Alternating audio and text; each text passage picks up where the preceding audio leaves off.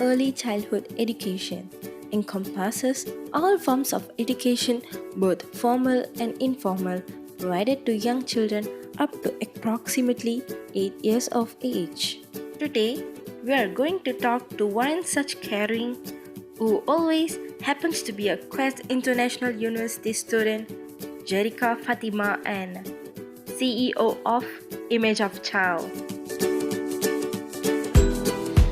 There are a lot of reasons, but one of the reasons why I chose early childhood education is because I am fascinated with how educators in the classroom, they not only teach, but they plan the children's nutrition, their diet plan.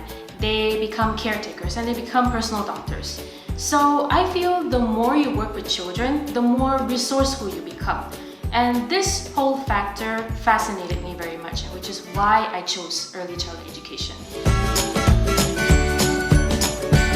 Three things: no exam, no homework, and more teachers, less students. Why? No exams is because you cannot expect 4, 5, 6-year-olds to sit for exams. And no homework.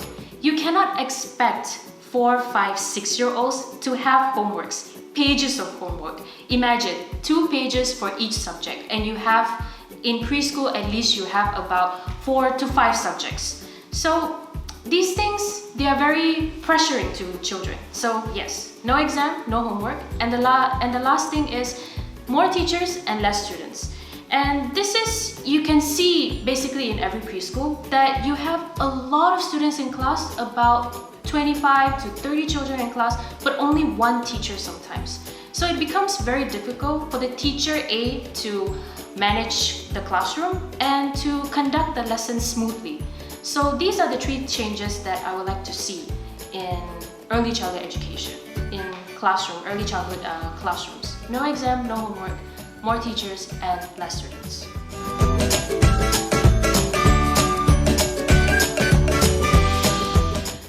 Well, in the beginning, I encountered 2 issues.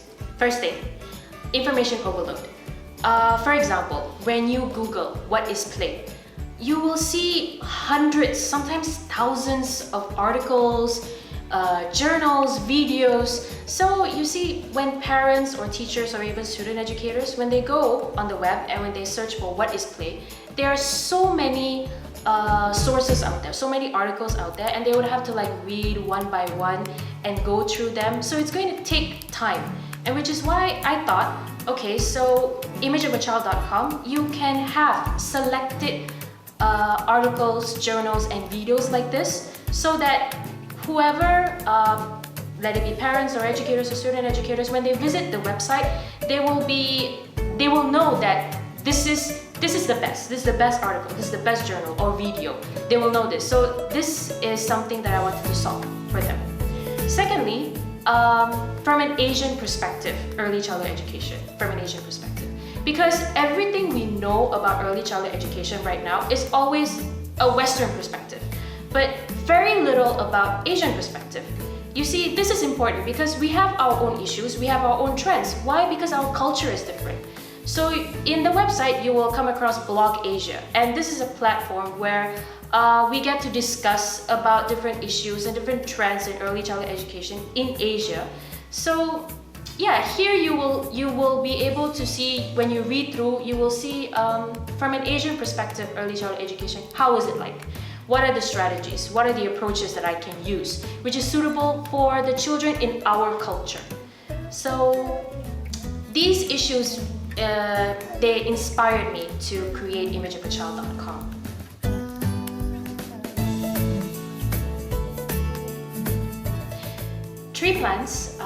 There are 3 plans I have in mind.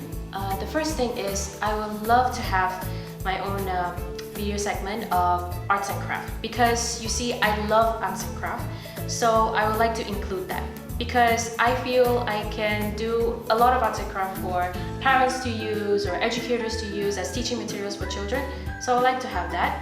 And secondly would be getting more writers for Blog Asia, because you see, Blog Asia is a platform for everybody to come and discuss and share trends issues on early childhood education around Asia. So I would like to have more writers for that. And then thirdly, of course, is selling toys. Because even toys nowadays, it's becoming an issue where parents and educators, they're not sure on which toy would benefit a child, you see. An educational toy perhaps that has a lot of benefits for their various domains, you know, language, cognitive, and creativity. So I would like to have that too. Selling toys through this website where parents and educators, they can be assured that there's a good toy and they can use it in multiple ways.